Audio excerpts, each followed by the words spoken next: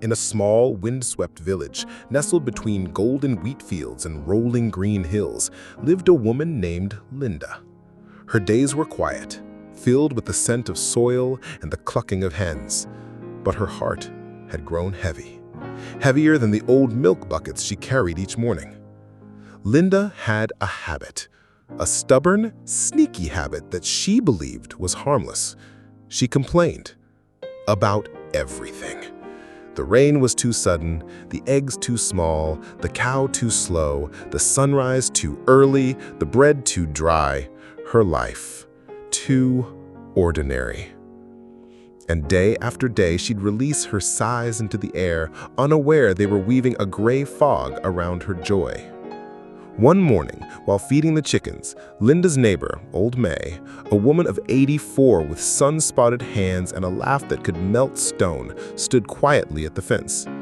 She watched Linda mutter under her breath, grumble about the weather, and slam the coop door. Then May said, calmly, but firmly, "Child, you're planting complaints like seeds. Don't be surprised if your life grows thorns." Linda froze. Not because the words were harsh, but because they were true. May had lost her husband to the war, raised 4 kids alone, worked the same patch of land for decades, and yet she was always smiling, singing, grateful. That night she couldn't sleep. The words echoed, "You're planting complaints like seeds." What if her life wasn't cursed, but just responding to her? The next morning, something shifted. She woke up and didn't sigh. She noticed the soft warmth of the sun instead of the early hour. She thanked the chickens for their eggs. She even hummed a tune while milking the cow. No one knew about her silent experiment, but within days, something happened. Her neighbor brought her a basket of wild berries just because. A long-lost cousin wrote her a letter. The bread tasted better, the sky looked wider, and somehow the cow gave more milk. It wasn't magic, not the kind you see in books, but it was transformation. Not in her world, in her heart. Weeks later, Linda walked past the same fence where May once stood. This time, she was the one who smiled and whispered to a young girl grumbling about chores.